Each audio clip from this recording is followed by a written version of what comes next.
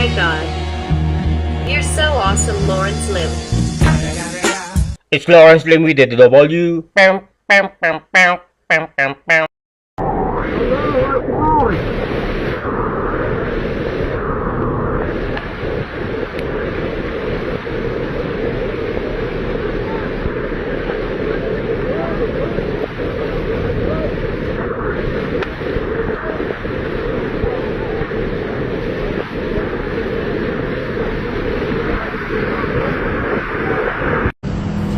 Look at this.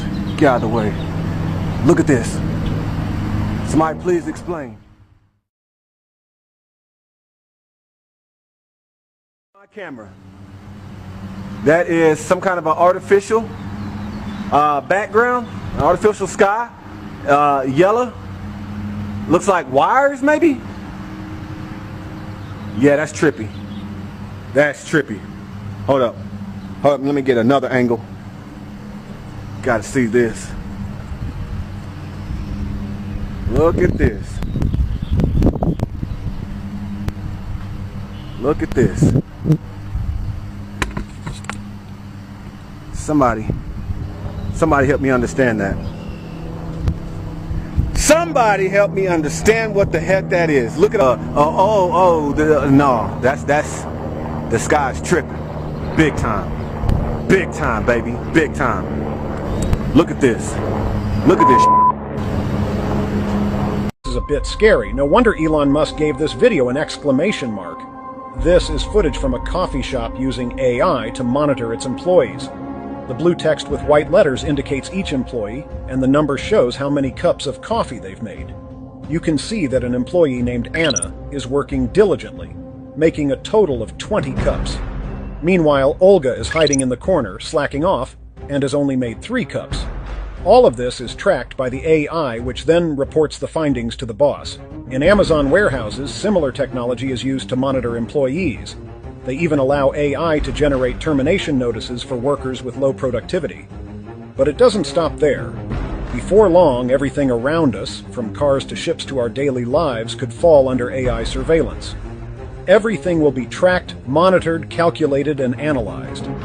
If you're wondering what AI is really capable of, well, this is your answer.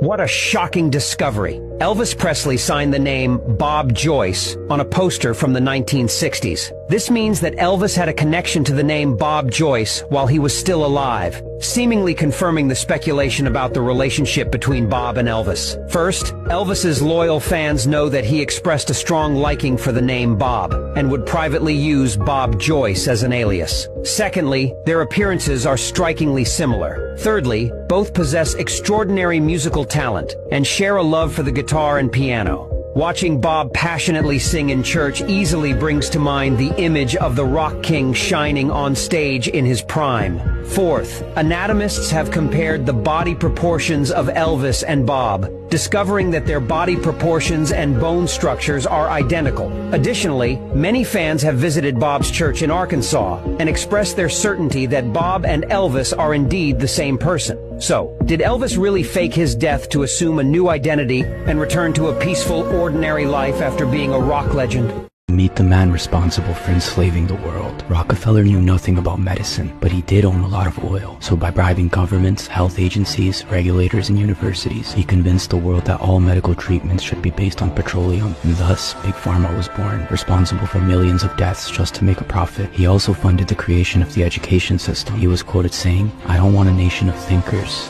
I want a nation of workers." The education system you've been through was designed to create obedient workers and to control how we think about the world. Go, don't press brake. Accelerator, full speed, and then handbrake. Drift, okay?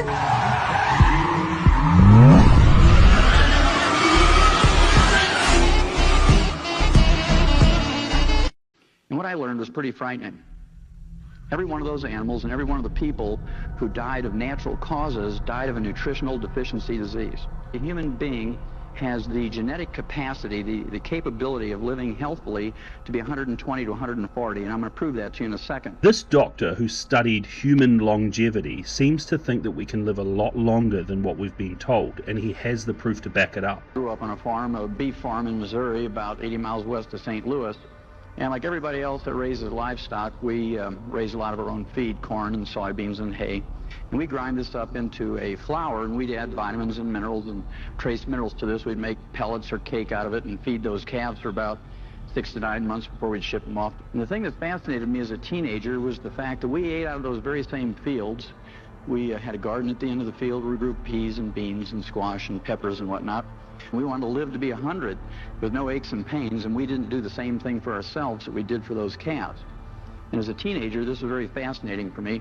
And I always used to ask my dad, I'd say, hey, Pops, how come we go to all that trouble for those calves? We grind up their feed, add vitamins and minerals and trace minerals, and feed them for 6 to 9 months, knock them in the head and eat them. And we, out of those very same fields, don't do that for ourselves. Of course, being a Missouri farmer, he'd give me a lot of Missouri farm wisdom. He'd say things like, shut up, boy. Don't ask complicated questions. So I was glad when I got rid of that farm exercise and went to the University of Missouri and got into ag school. My major was in animal husbandry and nutrition. My minor was in field crops and soils. As a veterinary student, what I learned was the reason we put vitamins and minerals and trace minerals into animal feeds is because we don't have insurance for them. We don't have Blue Cross, Blue Shield, major medical hospitalization. We don't have Medicare, Medicaid, or a Hillary to watch out for them. And as a result, if we were to use a human healthcare type of system for livestock, it'd be a real sticker shock for most people. Because of the veterinary care, the hamburger would cost $275 a pound, and boneless, skinless chicken breast would be $450 a pound. The National Institutes of Health had given him $7.5 million to study pollution in the mid-60s. This is when we first recognized that there was pollution in our air, in our water, in our food, and nobody quite knew what that meant over a long period of time. I had to do autopsies of animals that died of natural causes in the big zoos around the United States, and I was to look for a species of animals that was ultra-sensitive to pollution. And we were going to use that species of animals much like the old coal miners used to use a canary. You know, they take the canary down the mine, and the canary would act as an early warning system if methane gas or carbon monoxide would leak out into the mine. We're going to take these animals and put them in little strategic spots all around the world and pay attention to them, and if they started dying, we knew we were in danger. Well, to make a long story short, after some 12 years working at the St. Louis Zoo and the Brookfield Zoo in Chicago, the Bronx Zoo in New York, the National Zoo in D.C., the L.A. Zoo, and many other big ones throughout the United States, I'd done some 17,500 autopsies in over 454 species of animals, plus 3,000 human beings who lived in close proximity to the zoos for a comparison. And what I learned was pretty frightening. Every one of those animals and every one of the people who died of natural causes died of a nutritional deficiency disease. And I couldn't get anybody excited about those findings because we had just put men on the moon. We had a high-tech Cold War going on with the Soviets, and so talking about nutritional deficiency diseases 30, 35 years ago in America was pretty low on everybody's totem pole. But I knew it was important, so I got frustrated enough. I went back to school for 4 years up in Portland, Oregon, became a physician, and I practiced for 12 years in a general family practice. A human being has the genetic capacity, the capability of living healthfully to be 120 to 140, and I'm going to prove that to you in a second. When the World Health Organization kind of looked at the top 32 industrialized nations on Earth and said, how long do these people live? Who lives the longest? We ranked 17th in longevity. There's actually 16 other countries whose peoples who live longer than we did. These are industrialized nations now. Then we ranked 19th in healthfulness. That means there was 18 other countries whose peoples live longer than we do before they develop diabetes, heart disease, arthritis, osteoporosis, and so forth. We ranked 23rd in live births and first-year survivability of our... Now, just very briefly, these cultures include the mountain tribes of Tibetans, and these people were made famous in 1933 at the death of a fellow by the name of Wu Li, and he was born in 1677. And if you're quick with numbers, you'll notice that he died at age 256, and when he was 106, the Chinese imperial government began publishing his birth dates and birthday parties every year for 150 years. When he died, his obituary was in every newspaper in the world because he'd been tracked for many, many years and everybody knew him. And a year after he died, a Pulitzer Prize-winning book was published for which his life was the inspiration for this book. It was called Lost Horizon. And many of you will recall that story in that book. It talked about the Valley of Shangri-La, where people could live to be over 200. Eastern Pakistan, the Hunzas are legendary for living healthily to be over 120. And then during the 1970s, Dannon Yogurt made the Russian Georgians famous. Some of you remember that ad. Prior to this ad, nobody could spell yogurt in America, and afterwards, of course, everybody wanted it. This was where a 140-year-old guy from Russian Georgia wore all his medals, held up a big saber in one hand and had a cup of Dannon Yogurt in the other hand, smiled a lot and waved it around. You're supposed to believe that it was the Dannon Yogurt that made him live to be 140. It was a very impressive ad because he had his son standing next to him who was 120, and his grandson who was 100, and his great-grandson who was 80, and so forth.